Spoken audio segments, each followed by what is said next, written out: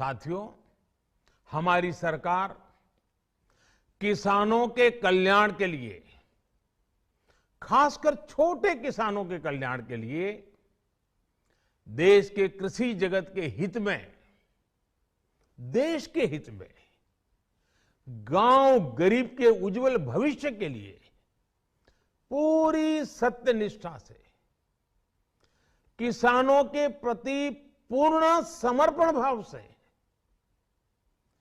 नेक नियत से ये कानून लेकर आई थी।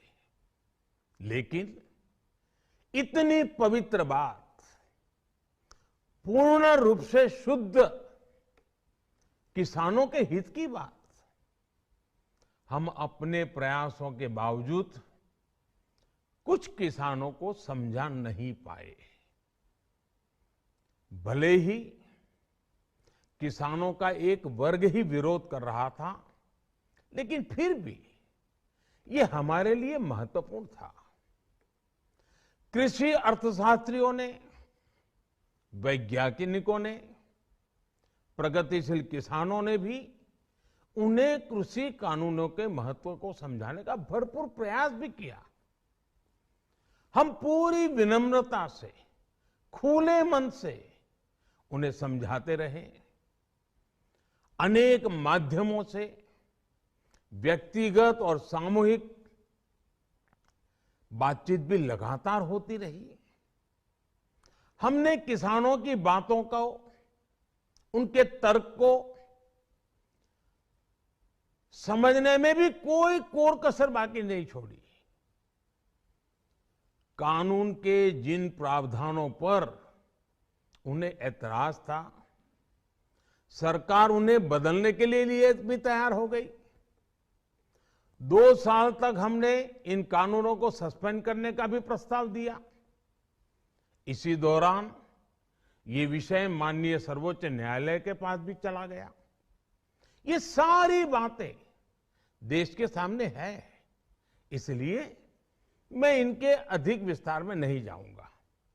साथियों, मैं आज देशवासियों से क्षमा मांगते हुए सच्चे मन से और पवित्र हृदय से कहना चाहता हूं कि शायद हमारी तपस्या में ही कोई कमी रही होगी, जिसके कारण दिए के प्रकाश जैसा सत्य कुछ किसान भाइयों को हम समझा नहीं पाए। आज गुरु नानक देव जी का पवित्र प्रकाश पर्व है। ये समय किसी को भी दोष देने का नहीं है। आज मैं आपको, पूरे देश को ये बताने आया हूं कि हमने 3 कृषि कानूनों को वापस लेने का, रिपील करने का निर्णय लिया है।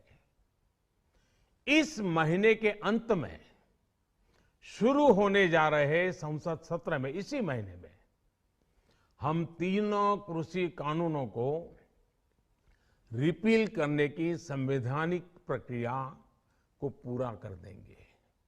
साथियों, मैं आज अपने सभी आंदोलनरत किसान साथियों से आग्रह कर रहा हूं, आज गुरु पर्व का पवित्र दिन है। अब आप अपने अपने घर लौटे, अपने खेत में लौटे, अपने परिवार के बीच लौटे। आइए एक नई शुरुआत करते हैं, नए सिरे से आगे बढ़ते हैं।